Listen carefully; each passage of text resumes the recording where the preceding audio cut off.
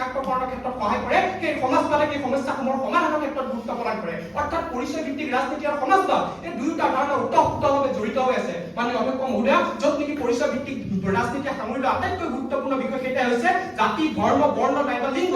আনহাতে সমাজবাদে সামৰি লোৱা আটাইতকৈ গুৰুত্বপূৰ্ণ বিষয়টো হৈছে শ্ৰেণী বৈষম্যতা। কিন্তু উল্লেখযোগ্য বিষয় যে সেই বিভিন্ন জাতি, বিভিন্ন ধৰ্ম, বিভিন্ন বৰ্ণৰ ভিতৰতো কিন্তু সেই শ্ৰেণী বৈষম্যতা দেখিবলৈ পোৱা যায়। আৰু যেতিয়া সেই শ্ৰেণী বৈষম্যতাটোক লৈ কোনো এটা জাতিয়ে বা কোনো ধৰ্মই ৰাজনীতি কৰে, সেই ৰাজনীতি হৈ পৰে পৰিচয় ভিত্তিক ৰাজনীতি। অৰ্থাৎ পৰিচয় ভিত্তিক ৰাজনীতিৰ ভিতৰতে শ্ৰেণী বৈষম্যতা দেখিবলৈ পোৱা যায়, পৰিচয় ভিত্তিক ৰাজনীতিৰ ভিতৰতে সমাজবাদৰ ধাৰণা দেখিবলৈ পোৱা যায়। তেনে প্ৰেক্ষাপটত এই কথা স্পষ্ট হৈ পৰে যে পৰিচয় ভিত্তিক ৰাজনীতি আৰু সমাজবাদ এই দুয়োটা ধাৰণা এটা মুদ্ৰা ইপিঠি মাতো। তেনে প্ৰেক্ষাপটত আজিৰ এই সদনত পৰিচয় ভিত্তিক ৰাজনীতিৰ বিকল্প সমাজবাদ হ'ব পাৰে বা সমাজবাদৰ বিকল্প পৰিচয় ভিত্তিক ৰাজনীতি হ'ব পাৰে। এই সমগ্ৰ ধাৰণাটো এটা ভুল আৰু ভ্ৰান্ত ধাৰণা। ইয়াৰ বিপৰীতে পৰিচয় ভিত্তিক ৰাজনীতি আৰু সমাজবাদ এই দুয়োটা সমন্বয়ৰ জৰিয়তে ভাৰতবৰ্ষৰ বিভিন্ন লোকসকলৰ সেই বিভিন্ন অধিকাৰসমূহ নিশ্চিত কৰিব পৰা যাব।